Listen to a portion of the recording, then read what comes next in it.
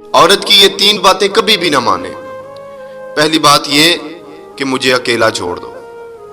اکثر اوقات یہ بات عورت ہمیشہ غصے میں بولتی ہے، لیکن یاد رکھنا اس کا مطلب یہ ہرگز نہیں کہ وہ اکیلا رہنا چاہتی ہے، اور اس کا مطلب یہ بھی نہیں کہ آپ اسے اکیلا چھوڑ دیں، بلکہ اس کے کہنے کا مطلب ہوتا ہے کہ اسے آپ کی ضرورت ہے، وہ آپ کے ساتھ رہنا چاہتی ہے، اسے آپ کے احساس کی ضرورت ہے۔ تو اس وقت آپ اپنی بیوی کو احساس دلائیں کہ آپ اس کے ساتھ ہیں، آپ اس کے پاس ہیں۔ اور دوسری بات یہ ہے کہ اکثر اوقات بیوی جو ہے وہ یہ کہہ دیتی ہے کہ مجھ سے بات مت کرو۔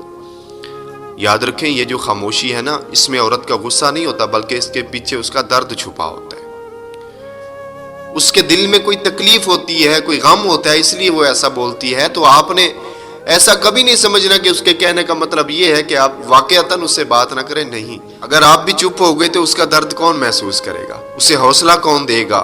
اسے احساس کون دلائے گا؟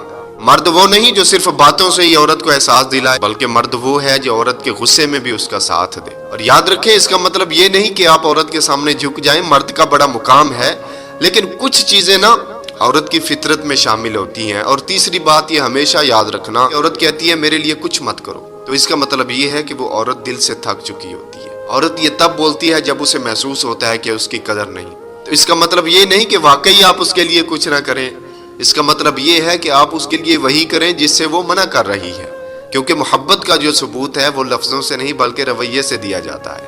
یہ عورت کی فطرت میں شامل ہے کہ اس کی باتوں کی قدر کی جائے، اس کی قدر کی جائے، اس کی باتوں میں چھپا درد محسوس کیا جائے۔